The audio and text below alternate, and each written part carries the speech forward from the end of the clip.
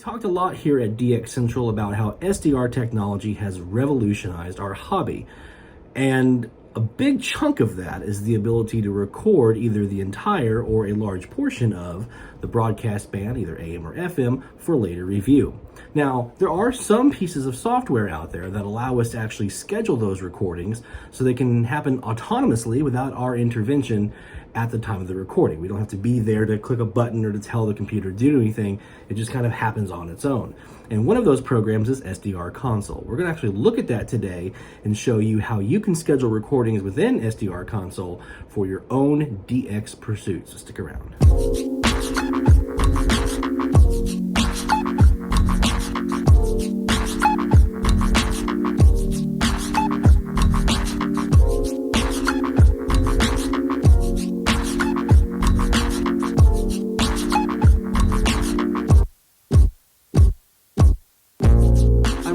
Fondly my early days of DX in the early 90s when I would stay up late most nights to do some DXing, and I would have a DX test, let's say, that was operating at 2 or 3 o'clock in the morning my time, and so I'd stay up late and I'd have my tape recorder, my tape ready, and right before the DX test would start, I'd hit record and I'd make sure I had that going so I could go back and listen later on to see if I caught anything. And when the DX test was over, I'd hit stop, and whatever I heard in my earphones, that's what I captured on my tape.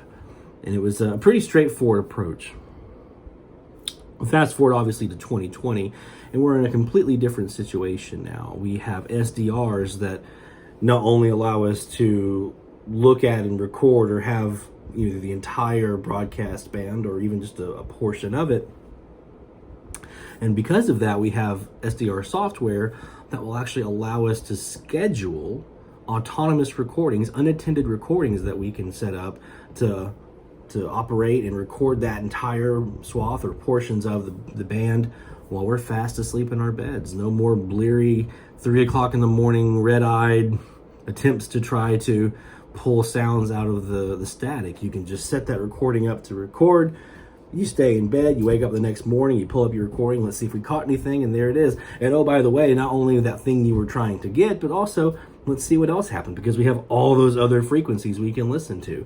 And you can do this whether it's while you're asleep, while you're busy doing other things, if you're at work or in your car, or I've told the story many times, I've even taken an SDR on vacation with a little loop antenna, set that up in the hotel room, set up my schedule to record everything, and then I went on my merry way. We were at Mardi Gras, and I set this recording up to do this in the French Quarter in New Orleans in our hotel room, and it just sat there and recorded while I was out having a good time at Mardi Gras. So it's really revolutionized the way that we look at our options for DXing, to be able to have that recording there where I didn't have to initiate it. And not only that, but when I go back in to review that recording later, I can do so as if I was DXing live. I can change between upper and lower sideband. I can tighten my filters down. I can do all those things I normally do during live DX, but on a recording. And I know what frequency I'm on, what time it is when that ID happened. Okay, that was right at 04:59:59. I can tell you exactly when that ID came through. So it's within that vein. We're actually going to look at that today. We're going to show you one particular program, a very popular one for this kind of functionality. It's called SDR Console, and we'll show you how you can actually set up those recordings to run whatever schedule you want to have, if it's at night, afternoon, evenings, mornings, overnights, whatever it might be.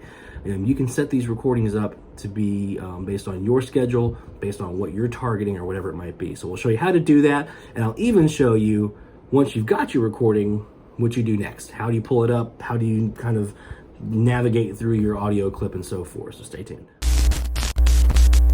Now, we're going to be doing this in SDR Console. I'm using the most recent version of Console. It's version 3.0.26 as of the recording of this video.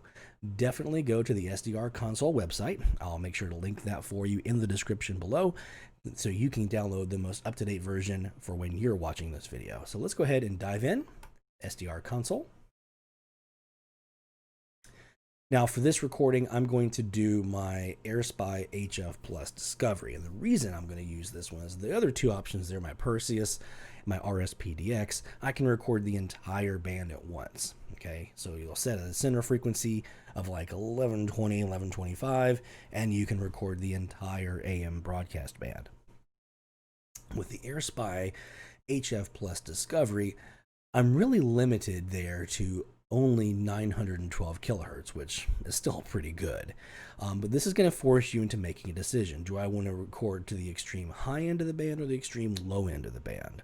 And if, depending on which one you want, you're going to need to know a center frequency to use for either one that will get you all the way down to that part of the band and then all the way up to the other part if that's what you're wanting to do. Well, I've actually gone through and figured out that if I want to record the low end of the band from 540 kilohertz up, I can go all the way to about 1410 kilohertz if I set my center frequency at around 980.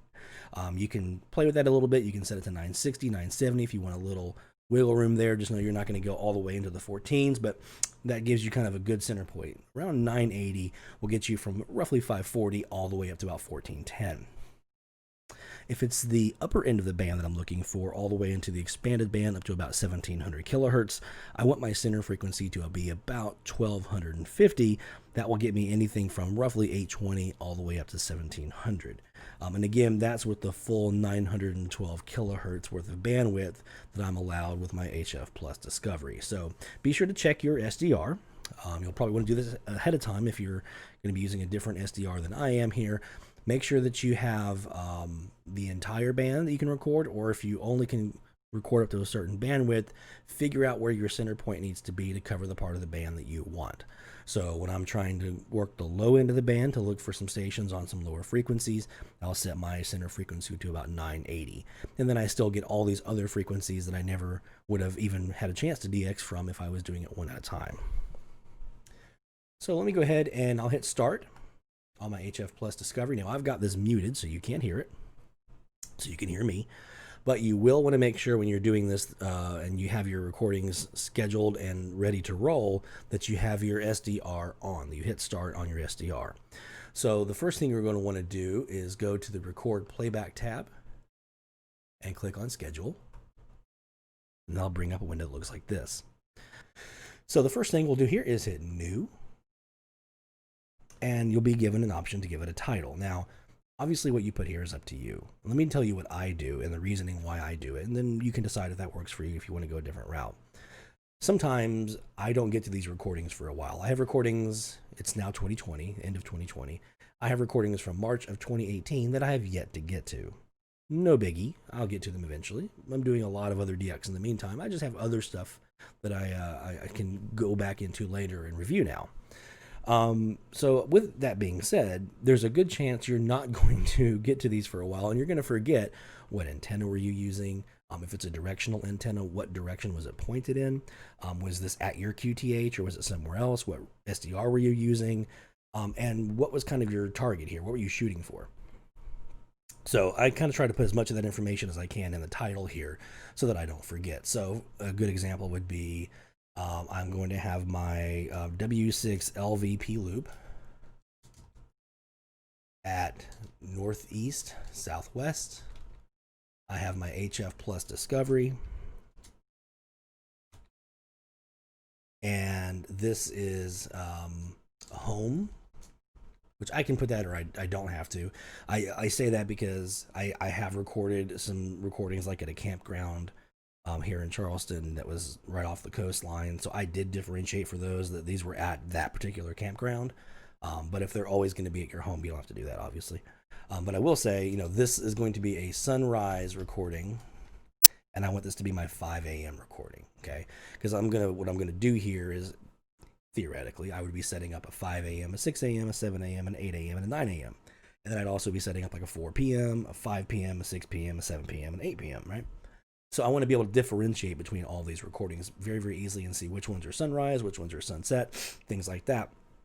So if I want to look for certain ones, I don't have to think about it. I just look and there it is. So that's why I kind of label mine the way that I do. Again, whatever works best for you, highly recommend you do that. But this is the methodology I use and why I use it. So feel free to use that if you feel comfortable. The lock button. I always use that just in case. Let's say I'm doing a sunset recording and I happen to be in the shack while it's recording and I'm listening and I forget that it's recording and I try to bounce around. If you try to bounce around, it'll actually move that center frequency potentially. And now you've kind of messed up your recording. So that lock button just makes sure that it always keeps that center frequency exactly where you have it set for the recording itself, which is what we're going to set here now. So I'm going to, let's just say I want to record the high end of the band. So I'm going to record from 1250. Now this is going to get me from 1700 kilohertz all the way down to 820 on my AirSpy HF Plus Discovery. If I was using my Perseus or my RSPDX, I would say let's do 1125. That gets you right in the center spot of the band and gets you the entire broadcast band. But we're going to say from 1250 here. So there we go. So 1250 on the dot. You can set your bandwidth to whatever you want. You don't have to do the full 912. If you're wanting really high resolution recordings of a very small slice of the band, you can go all the way down to 192 in this case for the AirSpy. I'm going to set it at the highest I can because I want that full width. It's really up to whatever you want. Obviously know that the smaller size you record, the smaller slice, the smaller your size of your file is going to be. And you can see that here, what my size of my file would be. And if I go to 912, now it's a 2.2 gigabyte file. Obviously, you're going to want to probably have an external hard drive. The biggest you can afford is my recommendation. The folder here is obviously you telling the program where to save that file. Now you have an option. You can either have this file record in one file, or you can break it up into files that go up to a gigabyte, either 16 or 32 bit. And at a 2.2 gigabyte file right now, you'd have basically 3 files. You'd have a 1 gigabyte, a 2 gigabyte, and a 0.2 gigabyte. I usually just keep it at one file because I don't want to have to open up a bunch of files. I want it to be, just give me that one file and that's it. Okay, so we're going to now start our recording at 4:55 a.m. Now you can do UTC if you'd rather work off of UTC. I'm going to just keep it in my local time zone as set on my computer. I can compensate for daylight savings time because that will be here in a couple of months. So if I keep this going for a while, I can do that. The duration is how long you want it to run. So in this case, let's say I want it to run for 12 minutes because I want to go from that 5 till all the way up to about 7 after. So I'm going to have it run for 12 minutes. But whatever length you want to do. Obviously, the longer it is, you can see my size has now jumped up to 2.6 gigs by adding in those 2 more minutes. Reminder, if you are setting this to record while you're going to be using your computer, you may want to set a reminder just as a say, hey, don't forget this is about to start recording. And then you have to hit OK, basically to say, yep, keep recording, or nah, don't record. You have to do that in order for it to record. I'm going to keep mine at none because I'm going to be in bed when this happens at 5 a.m., 4:55 a.m. I'll be in bed. I don't want it to not record. And this can actually happen. I've had it happen where I have that scheduled recording for that top of the hour to run up until 7 after. I have another another SDR recording that I'm going to have set up at starting at 10 after to run the quarter hour. And there's a little bit of an overlap there because 5 minutes before that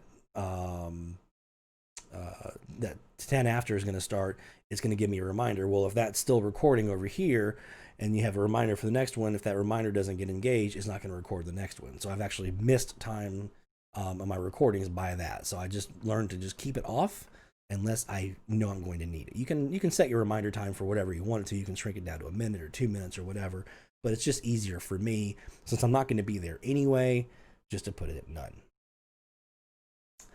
Now you can select what days of the week you want this recording to apply to. If you're doing just the weekdays because you want that morning drive, afternoon drive, or if you want all days, top of the hour is top of the hour. But if you were doing like quarter hour, half hour ones where they're more likely during morning and afternoon drive during the week to be doing IDs and things like that, probably not a bad idea to keep that down to just Friday, Monday through Friday. Again, the more of these you do, the more hard drive space you're taking up. So if you're going to be trying to conserve on your hard drive space, weekdays are probably your best bet for recordings because they'll be doing more IDs during those days, during these like morning drive, afternoon drive times. If you're doing like an overnight or daytime, it's really up to you, depending on what days you want this to be applying for. Now, this is just days of the week. The dates you want these to apply to will be down here. You'll say, okay, I want this to start. Obviously, it's not going to start today on Friday because it's already passed for me here, but I want it to start Monday, and I want it to run all the way through the 1st. Now, you'll see down here I have all of my days now indicated. I can turn some of those off if I want to. I can go over here and I can say, you know what, let me just go to the 30th. You can do that, absolutely. You can also unselect and just kind of select which ones you want, but I'm just going to keep them all on. And then you hit OK. Now it's going to remind you, hey, do you want to add this to your definitions? Your definitions are what tells the scheduler to record, and that definition is what we just created, basically. So do you want to add this to your definitions? I'm going to say yes, obviously. Now, I've already hit start here, but if I had this turned off, let me show you an example. I'm just going to wing through one really quick. 70 degree CAS, HF plus D, sunset. If I could type today, 5 p.m. So I'm going to go over here. I'm going to set this at, again, I want that upper end of the band, let's say, as an example. I want 1655. I want it to run for 12 minutes. Okay, I'm going to run this through Monday. Add that to my definitions. Now, if I did not have my scheduler turned on, if I didn't have that start button up here already clicked, it's going to remind me, hey, you need to have that clicked. So if you don't have that turned on, your schedule is not going to run. So you want to hit start. So you have your SDR started and running, which you can tell because you actually have movement on your spectrum display and your waterfall and whatnot. And you also want to make sure that your actual scheduler itself is you hit start as well by clicking on that. Okay. If that's not on, it's not going to work. You're not going to see any recordings. And I've actually forgotten to do that before, come in the next day and been disappointed when there was no recordings. My advice, kind of how I see this schedule. This is an extremely easy scheduler for me to use for the way my mind works. It's kind of all laid out in the way that my brain works. I know some people don't look at it that way. Some people think it's a little complicated, but it's actually pretty easy if you kind of break it down and know what everything's trying to tell you. My advice is just be methodical. Go through and try to think about every step of this. Okay, do I need this to be on these days of the week, this date, this time?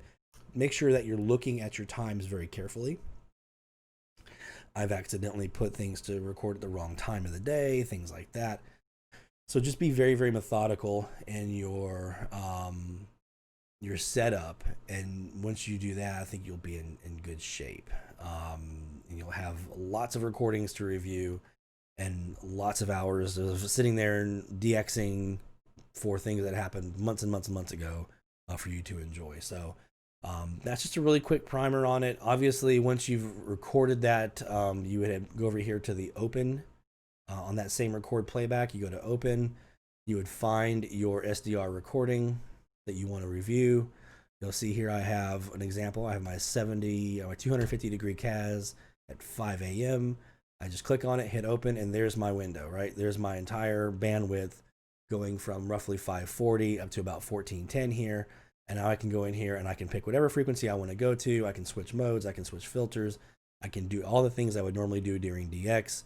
One little quick tip, if you're going to be doing your review of your recording, click on this navigator button, because this will actually allow you to navigate and switch and go minute by minute. So if I want to skip ahead to, let's say 58 after, you'll see here I've skipped to 58 after.